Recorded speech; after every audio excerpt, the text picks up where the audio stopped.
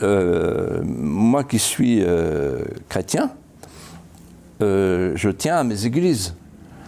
Bon, et si j'étais en Arabie Saoudite, j'essaierais de faire en sorte qu'on puisse construire une église. Bon, là-bas, c'est pas le cas, on n'a pas le droit. Bon, mais eux, ils ont le Coran, ils ont une religion.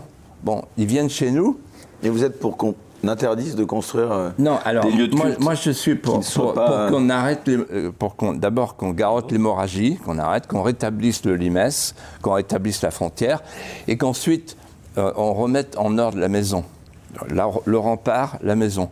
Et pour remettre en ordre la maison, il faut évidemment garder notre civilisation, prôner notre civilisation, faire rayonner notre civilisation et faire en sorte que les petits Français de papier qui sont chez nous, qui ne repartiront pas. Attendez, non, il y a des Français, si vous voulez, il y a les Français qui sont nés de familles françaises, de vieilles familles françaises, etc.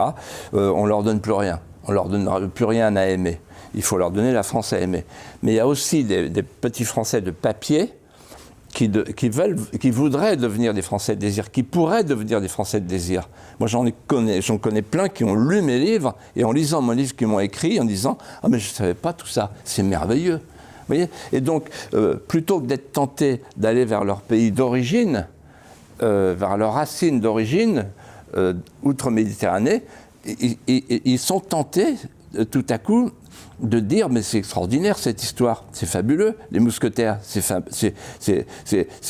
fabuleux cette belle histoire de France, avec tous ces monuments qui sont chez nous, avec ces paysages, avec cet art de vivre, on devient français. Il y a tellement de gens, vous savez, la France, c'est le pays où on trouve les gens les plus célèbres qui ont décidé de quitter leurs racines pour adopter la France. Il y a un très beau mot de Romain Gary qui dit « Je n'ai pas une goutte de sang français, mais c'est la France qui coule dans mes veines ».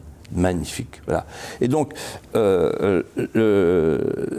si on considère qu'il faut aller vers une société multiculturelle, bon, bah, allons-y, mais dans ce cas-là, ce ne sera plus la France. Voilà. Mais en même temps, Emmanuel Macron, a été réélu. Je vais vous dire pourquoi il a été réélu démocratiquement, légitimement. Oui, non, mais, donc le peuple... Oui, mais ça c'est pas parce que... Alors là, ça ne m'impressionne pas du tout. Hein, non. Les peuples se trompaient. Et dans l'histoire, vous savez, en 1940, le peuple français, il était derrière Vichy. Bon, voilà. Donc ça, c'est pas...